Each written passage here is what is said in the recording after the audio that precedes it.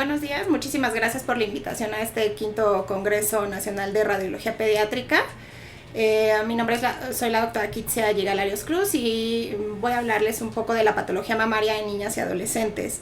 La verdad es que esta patología tiene un espectro muy amplio y poco conocido, entonces sí es importante definir como todo lo que engloba para poder dar un tratamiento adecuado. Los objetivos de la plática van a ser conocer la embriología y anatomía, las patologías más frecuentes y su espectro en imagen y el manejo que podemos darle. La patología mamaria en niños y adolescentes es poco frecuente, tiene un espectro muy diferente a la patología que tenemos en el adulto. El estudio de imagen de elección en estos casos, en la mayoría, es el ultrasonido y pues bueno, el conocimiento del desarrollo del tejido mamario es fundamental para poder otorgar un buen tratamiento y detectar una patología a tiempo. 34% de las pacientes que presentan un tumor palpable generalmente se deben a patología benigna.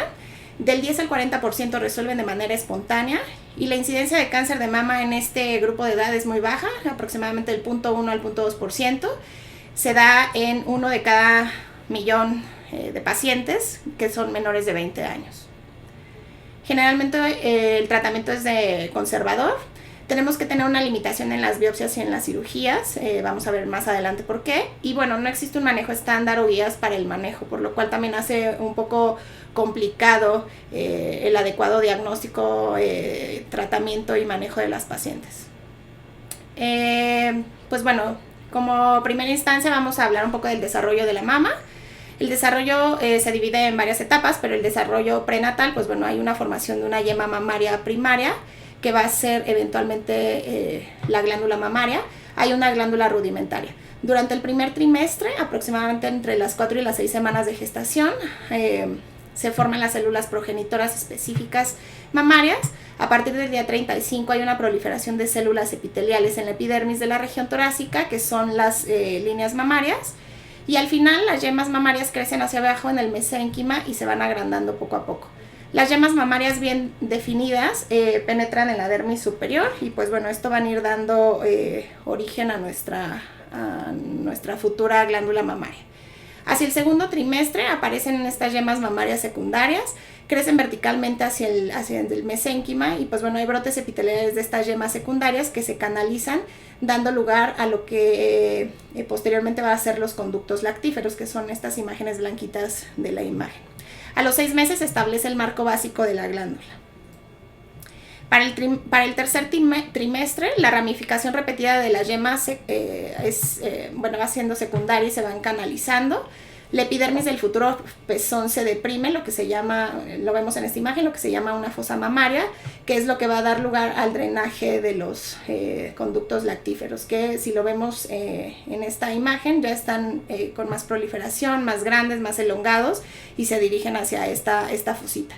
El pezón va a estar delimitado por proliferación del mesodermo y la areola se forma por el ectodermo a partir del 5º mes. Ahora bien, la segunda etapa es la mama infantil, son 2 años críticos para el desarrollo. Normalmente la mama durante esta etapa está inactiva, esto hasta la pubertad, y generalmente nuestros pacientes pueden detectar, o las mamás de los pacientes en esta época, bultos palpables al nacer. Los niveles decrecientes de estrógeno materno estimulan la hipófisis neonatal que produce la prolactina y esto condiciona un agrandamiento tanto uni o bilateral mamario y una secreción transitoria de leche en el bebé.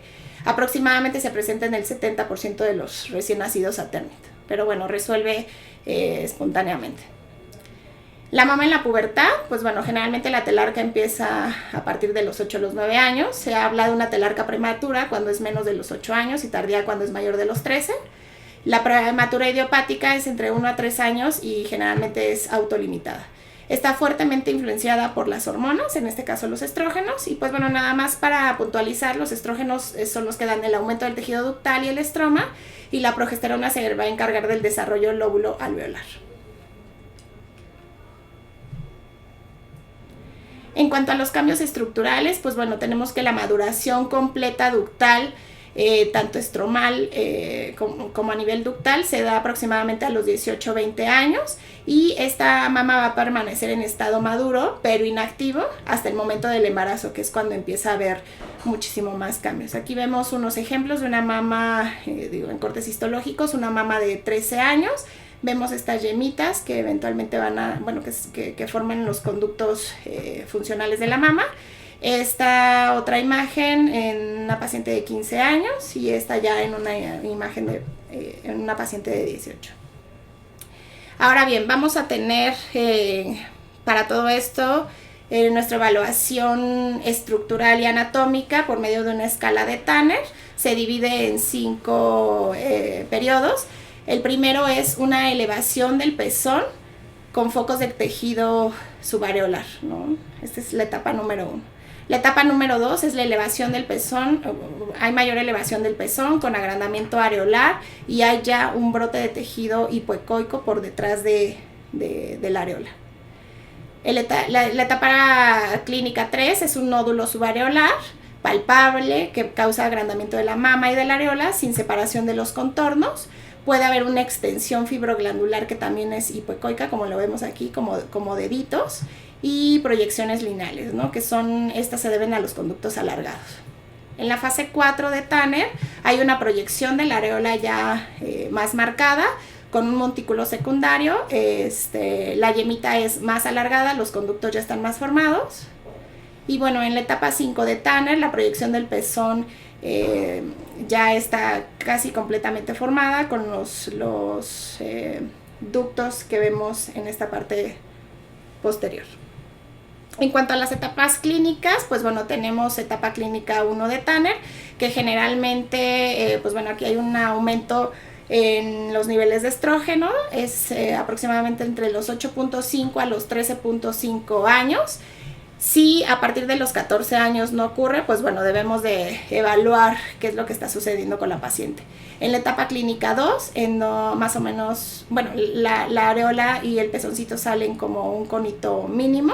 Generalmente se presenta a la edad de 11 años en promedio.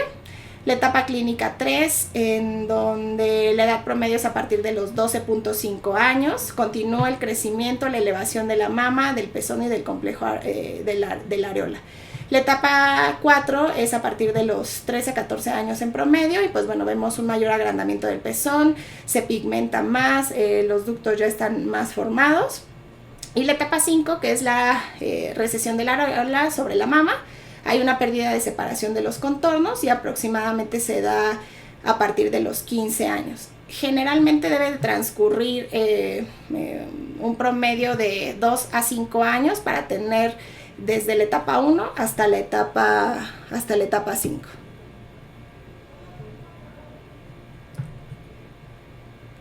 Nuestro siguiente subtema son las anomalías congénitas y del desarrollo, que las debemos de conocer para poderles dar una respuesta pronta a los familiares, que son los que a veces muestran como mayor angustia. Tenemos las anomalías que son por defecto: la amastia, la amasia, la atelia y la genesia de la areola.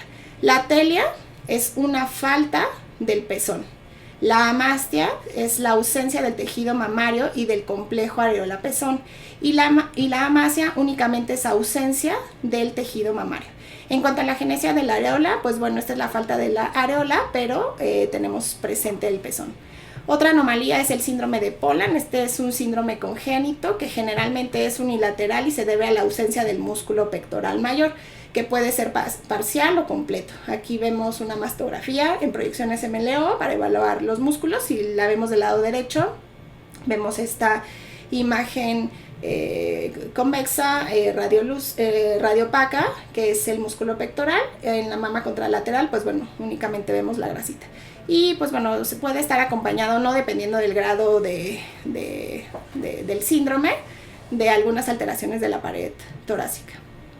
Las siguientes anomalías del desarrollo son por exceso. En este caso tenemos a la polimastia, que son mamas supernumerarias. Pueden dividirse en accesorias, ectópicas o aberrantes, dependiendo de dónde se encuentran. Las mamas ectópicas son aquellas que se encuentran cercanas a la cresta. Las aberrantes cuando están alejadas de la cresta mamaria. Y pues bueno, las ectópicas que están en otro lugar.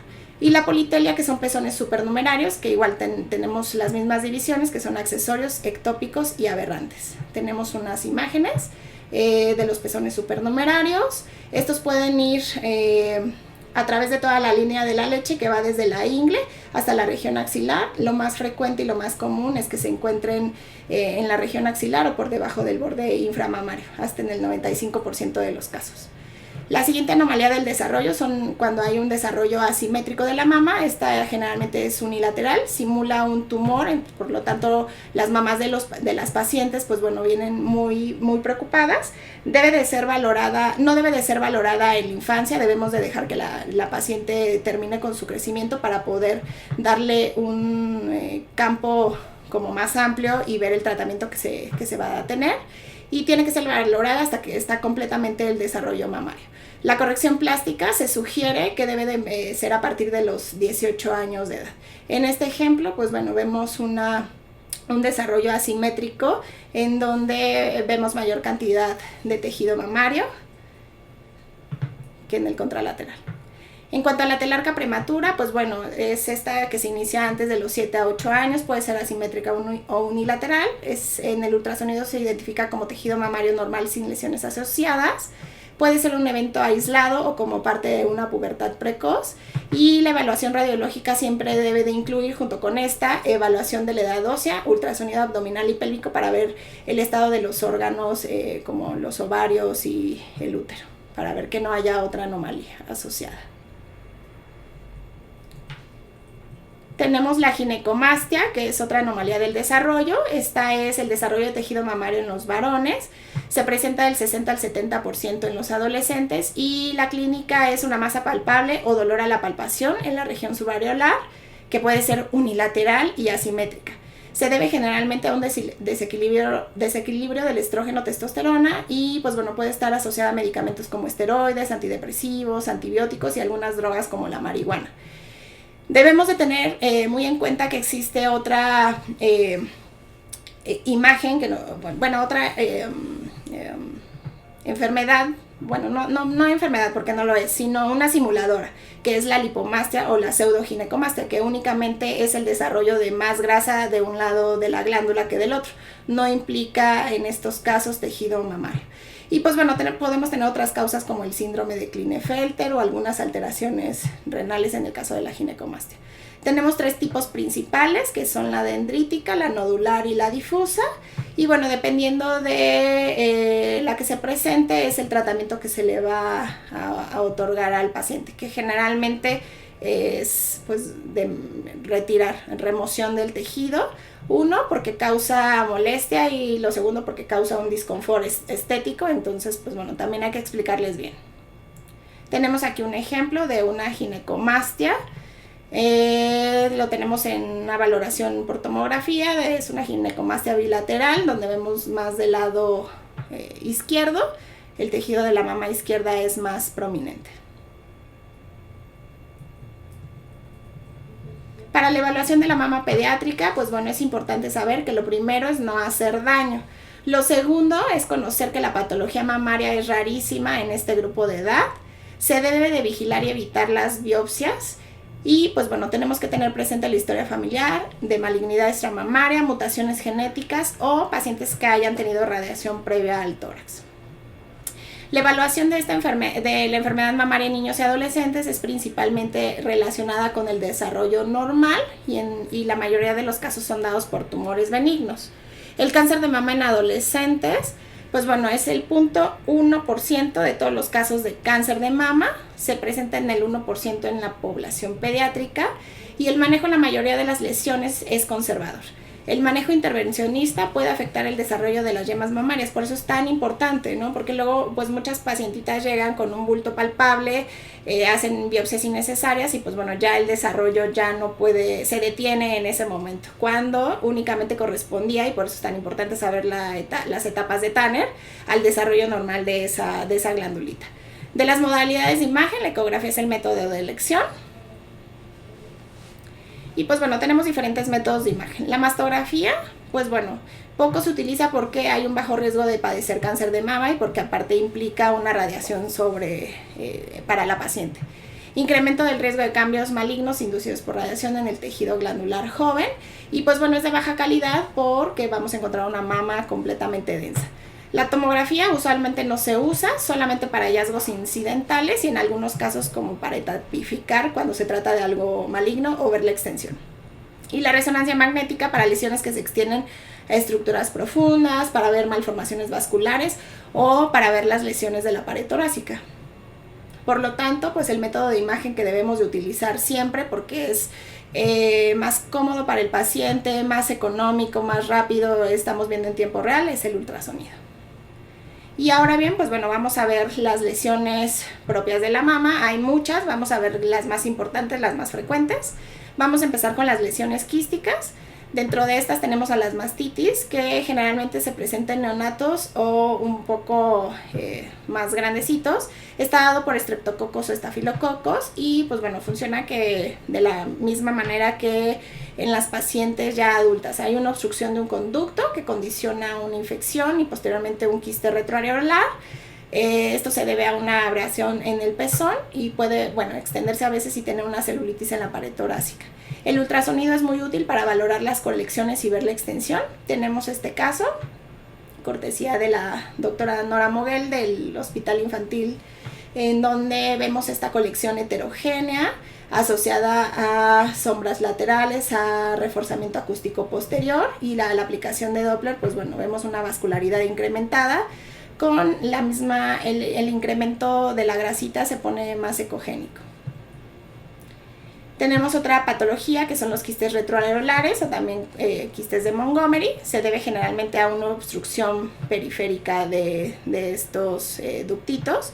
Pueden alcanzar una dilatación de hasta 2 centímetros, generalmente se vuelven palpables, pueden ser bilaterales. Hay datos de inflamación local hasta en 2/3 partes de las pacientes y pues bueno, el tratamiento es completamente conservador.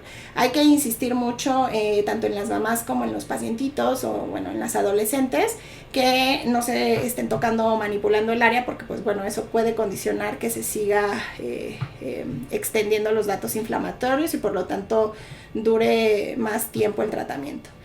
Vemos en estas imágenes a nivel retroareolar, estas imágenes anecoicas, circunscritas, bien delimitadas, con reforzamiento acústico posterior, que son compatibles con los quistes.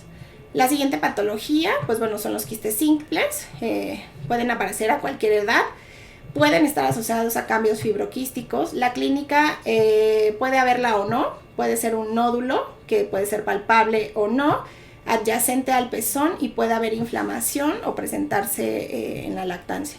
En cuanto a la ecografía, pues bueno, vamos a ver una típica apariencia. Estos quistes no requieren un tratamiento y si muestran ecogenicidad interna, niveles, tabiques o pared gruesa, pues bueno, ya hay que evaluar caso por caso y ver si requiere la aspiración, con propiamente algún tratamiento sintomático, que pues bueno, generalmente son o compresas de agua fría, medicamentos para disminuir el dolor y la inflamación únicamente.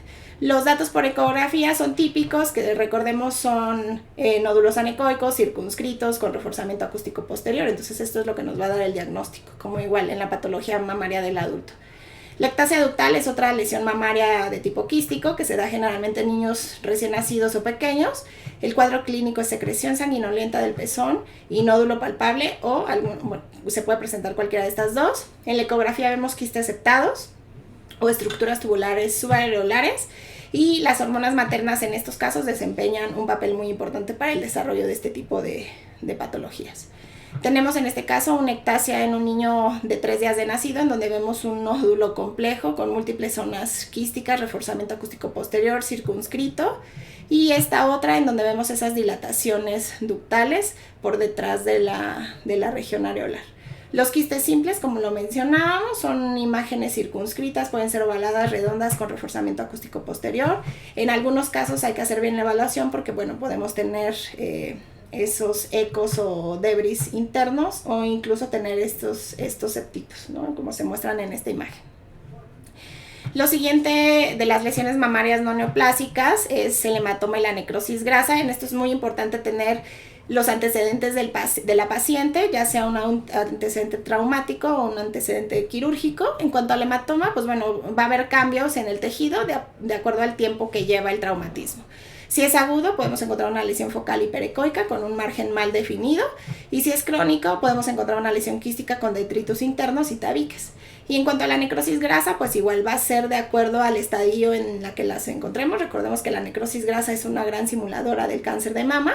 Generalmente se localizan en la grasita subcutánea, pueden ser quistes complejos, sólidos o quistes oleosos. Seguimiento a corto plazo ante imágenes atípicas, y pues bueno, puede haber aspiración si la imagen no nos convence o vemos que tiene algo que nos llama la atención, y o si existe crecimiento. Vamos ahora a los tumores benignos. Dentro de estos, el primero y el protagonista es el fibroadenoma. Es el tumor benigno más común en mujeres menores de 20 años. Se presenta aproximadamente entre el 54 a 94% de las pacientes. Son sensibles a estrógenos. La edad media de presentación es entre los 15 y los 17 años. Y pues bueno, se presenta como una masa indolora, de crecimiento lento, y puede condicionar una asimetría mamaria. Este padecimiento es raro en los varones, ya que no tenemos unidades ductolobulillares. Y al ultrasonido lo vemos como una masa hipoecoica, redonda u ovalada, circunscrita, que está paralela a la piel, tiene un realce acústico y puede o no estar vascularizada.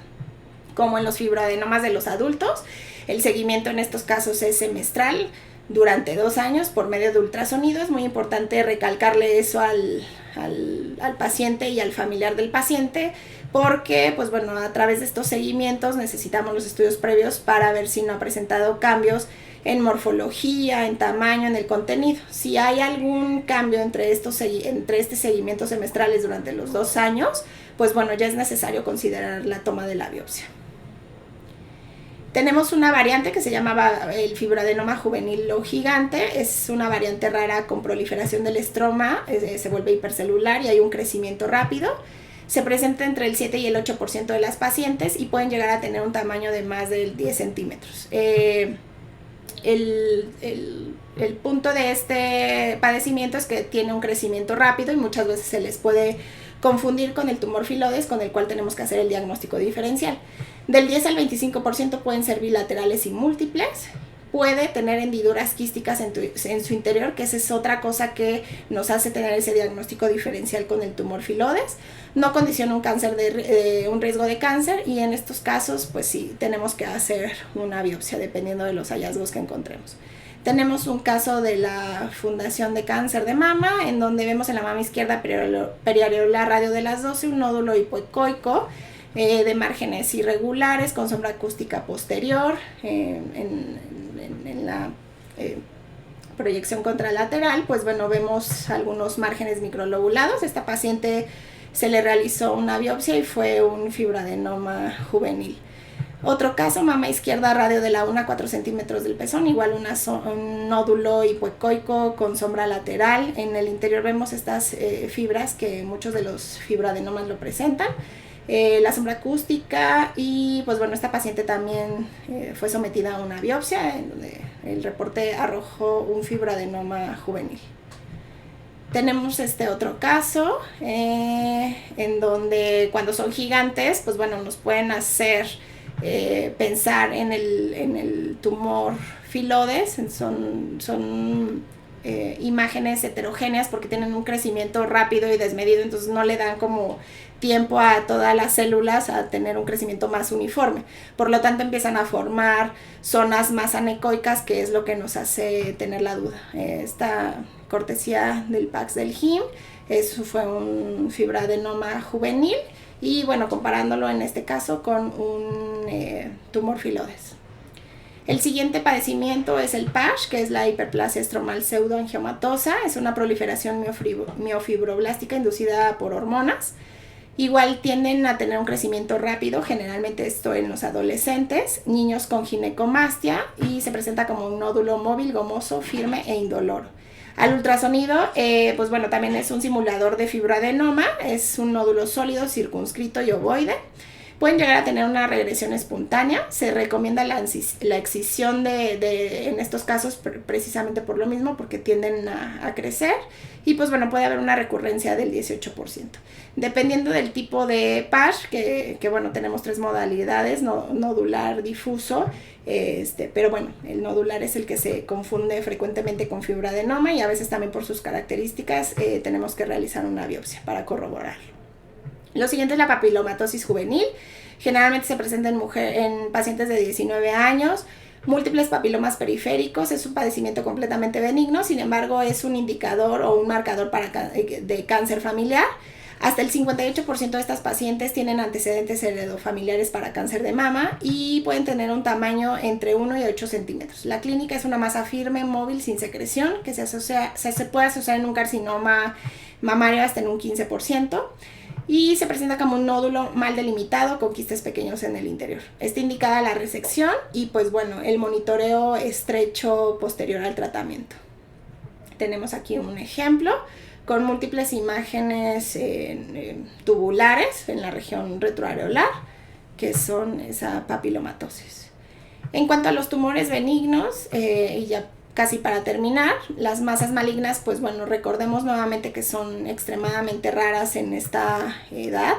Son más frecuentes debido a enfermedades metastásicas o neoplasias hematológicas, ya sea linfoma, leucemia, rhabdomyosarcoma, neuroblastoma, hepatocarcinoma. Y dentro de estas, el más común es el tumor filodes maligno, o sea, propiamente ya de la mama, es la neoplasia primaria más común presente en esta población. La variabilidad en el aspecto de las metástasis puede simular también lesiones benignas, ¿no? Recordemos que no todo es como lo pintan, o sea, no necesariamente tienen que ser nódulos irregulares, a veces son nódulos bien delimitados, por eso es que hay que contar con una historia clínica adecuada. Ante una lesión maligna extramamaria primaria conocida y una lesión mamaria se debe de considerar siempre la biopsia. Las metástasis por ultrasonido, pues bueno, podemos verlas como masas irregulares, no homogéneas, hipoecoicas. En cuanto a las de leucemia o linfoma, pues igual podemos verlas como masas sólidas, circunscritas, hipoecoicas, que esto pues nos puede dar un poco de confusión. El tumor filodes, o también llamado cistosarcoma filodes, es una neoplasia rara, se presenta en menos del 1% de nuestras pacientes. Es el más frecuente en este grupo de edad, en este grupo pediátrico. Sin embargo, el top de presentaciones en la cuarta década de la vida. 5% de los casos ocurren menores de 20 años y pues bueno, son características igual similares al fibroadenoma. Solo que como estos tienen crecimientos a veces desmedidos y muy rápidos, pues bueno, lo que comentábamos anteriormente, pueden tener estas zonas anecoicas, que es lo que hace que se vean heterogéneos. Cuadro clínico, pues son masas gomosas, móviles, indoloras y que tienen un crecimiento rápido. En esta imagen vemos el ultrasonido de un nódulo heterogéneo con reforzamiento acústico posterior y sombra. Los bordes son circunscritos. Y bueno, esta paciente tenía vascularidad también con la aplicación de Doppler. Se realizó la biopsia porque refirió que el crecimiento había sido rápido y salió un tumor filodes maligno. Al momento de la presentación pueden tener una medida de más de 6 centímetros. En cuanto a la presentación clínica también, cuando ya son muy grandes, tienden a provocar una piel brillante y lisa muy característica en las pacientes. Y puede haber lesiones tan pequeñas como 1 centímetro o tan grandes como hasta 20 centímetros. El ultrasonido nuevamente es similar al fibroadenoma, nódulo hipoecoico, heterogéneo con zonas quísticas, sombra acústica posterior, están circunscritos. Pueden tener sombras laterales. La mastografía, pues bueno, únicamente lo que nos arroja es un nódulo denso, como lo vemos en esta imagen en una proyección cráneo-caudal. Un nódulo denso circunscrito que, pues bueno, en algunas de las zonas vemos que tiene zonitas radiolúcidas. Y pues bueno, el tratamiento en todos estos casos siempre es la excisión completa de la lesión y ya en función de lo que salga, si es un tumor filodes maligno, pues bueno, se dará radioterapia o se dará otro tipo de seguimiento. Si llegara a ser un tumor filodes benigno, únicamente con la excisión y con los seguimientos posteriores a la cirugía. En cuanto al cáncer de mama, pues bueno, es muy raro, es menos del 1%, se presenta en 1 de cada millón de mujeres menores de 20 años. mayores, es mayor el porcentaje en mujeres de más de 25, y el subtipo más frecuente es el carcinoma secretor. Este generalmente es de pronóstico favorable. Tenemos como antecedente en algunas de estas pacientes, o en la gran mayoría, que han tenido una radioterapia al tórax por alguna otra situación, ¿no? Generalmente pacientes que han sido tratadas por algún tipo de linfoma. También están asociados a mutaciones genéticas de los genes BRCA1 y 2. Y pues bueno, las lesiones primarias del cáncer de mama se ven igual que las lesiones en los adultos, ¿no? Pueden ser nódulos irregulares, no circunscritos, no paralelos, heterogéneos, sombra acústica posterior e incremento de la vascularidad. Puede también presentarse como distorsiones, cambios en los ductos, con adenopatías, con microcalcificaciones ya sea preomórficas, lineales, finas, agrupadas, segmentales. Entonces tiene también un amplio espectro y muy parecido al cáncer de mama que se presenta en la mujer adulta.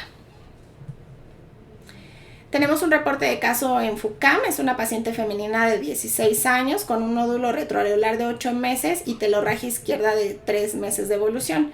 La paciente acudió con nosotros, se le realizó este ultrasonido en donde vemos y corroboramos ese nódulo circunscrito, hipoecoico, con incremento de la vascularidad, una vascularidad de tipo arterial. Se le realizó la biopsia y el reporte fue un carcinoma papilar intraquístico moderadamente diferenciado con receptores de estrógeno y progesterona positivos y un KI 67 del 60%. Se le hicieron a esta paciente marcadores genéticos, los cuales salieron negativos, y pues bueno, ella fue sometida a una mastectomía radical modificada izquierda y una reductora de riesgo del lado derecho con un ganglio centinela que fue negativo. La paciente sigue acudiendo con nosotros a sus seguimientos. En cuanto al carcinoma secretor, pues bueno, inicialmente fue denominado como un carcinoma de mama juvenil. Es una masa retroareolar circunscrita con una cápsula gruesa de crecimiento lento con o sin secreción del pezón. Las metástasis axilares son raras, pero bueno, podemos encontrarlas hasta en el 30% de las pacientes. Generalmente son triples negativos y tienen mutación de este gen.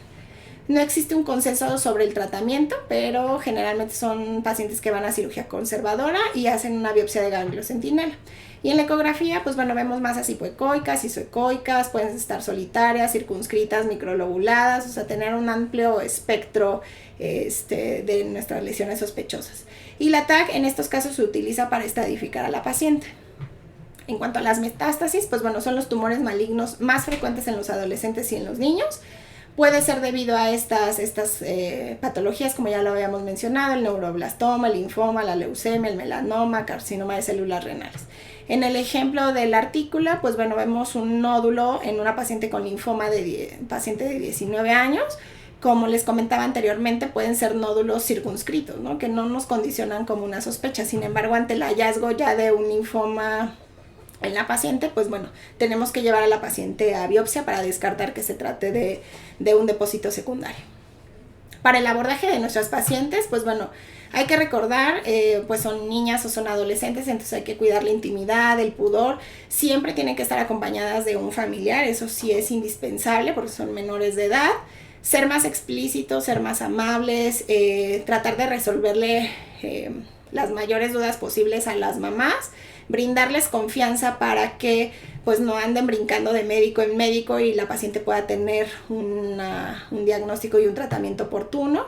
Y pues bueno, tenemos que canalizarlo ya sea a ginecología o a oncología y tener una comunicación también con sus médicos para indicarles y platicarles sobre los hallazgos. Vigilancia versus biopsia o versus biopsia quirúrgica. Pues bueno, en la mayoría de estas pacientes o de la patología mamaria en este grupo de edad se clasifica como BRAF 2. Cuando tenemos una clasificación BRAF 3, pues bueno, la malignidad es rara, recordemos menos del 2%. Tenemos que estar checando a las pacientes con intervalos de 6 meses, un promedio de 2 a 3 años. En estos casos a veces es prudente esperar 1 a 4 ciclos menstruales porque con eso va también cambiando mucho la patología que podemos tener en estas pacientitas.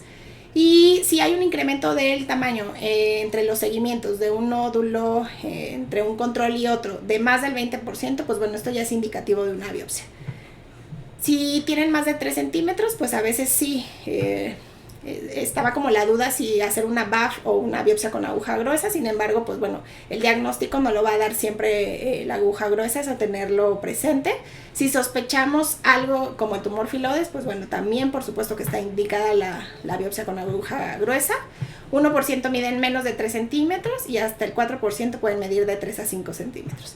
Si el nódulo en cuestión o en abordaje tiene más de 5 centímetros de diámetro, pues bueno, lo sugerido o lo que se sugiere es una excisión del mismo. Los puntos que tenemos para recordar es que el ultrasonido es la herramienta de elección en este grupo de pacientes. La biopsia solo en casos de alta sospecha, ya que el tejido mamario en desarrollo es vulnerable y puede tener un daño permanente. Tenemos que tener una adecuada valoración porque, como lo mencionábamos también, muchas veces se debe solo a los cambios hormonales que van teniendo los pacientitos, entonces podemos dañarlos. Conocimiento de lo normal y de lo anormal es primordial para el mejor manejo de estos pequeños pacientes. Como conclusiones, nuevamente, el espectro histológico de las masas mamarias en niños y adolescentes es bastante diferente al de los adultos y consiste en su inmensa mayoría en entidades benignas. Los hallazgos de imágenes pueden ser muy sutiles. En la selección de pacientes para intervenciones diagnósticas hay que tener mucho cuidado y el conocimiento de las características clínicas, patológicas y de imagen permiten al radiólogo guiar el manejo adecuado de estas pacientes. Muchísimas gracias, dejo mis correos por si surgiera alguna duda y nuevamente gracias por la invitación.